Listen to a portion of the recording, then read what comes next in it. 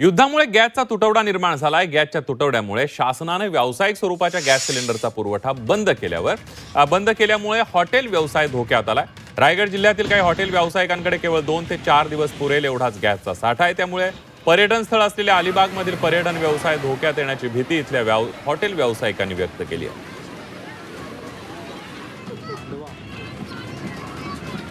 आता सध्या आमच्याकडे 4 ते 5 दिवस चालतील एवढीच आपल्याकडे सिलेंडर शिल्लक आहे. त्याच्यानंतर आम्ही एजन्सीकडे चौकशी केली असता एजन्सीवाल्याने आम्हाला सांगितले की हॉटेल व्यवसायांना जे कमर्शियल सिलेंडर लागतात त्याचा पुरवठा सध्या कमी झालेला आहे आणि अजून थोड्या दिवसामध्ये कमर्शियल सिलेंडरही मिळणार नाहीयेत. तर आम्हाला आता पुढच्या व्यवसायासाठी कमर्शियल सिलेंडर नसतील तर मात्र हॉटेल व्यवसाय धोक्यात येण्याची परिस्थिती आहे. नक्कीच अलिबाग हे आता टुरिझमच आहे. त्याच्यामुळे आता सध्या एक्झामची लगबग चालू असल्यामुळे सध्या आम्ही लोकल कस्टमरवरतीच जास्त जोर आहे. आता सध्या पुढे 8-10 दिवसानंतर आपल्याकडे जर टुरिझम वाढलं तर मात्र आम्हाला कमर्शियल सिलेंडर जर नाही मिळाली तर हॉटेल व्यवसाय खूपच धोक्याचा आहे.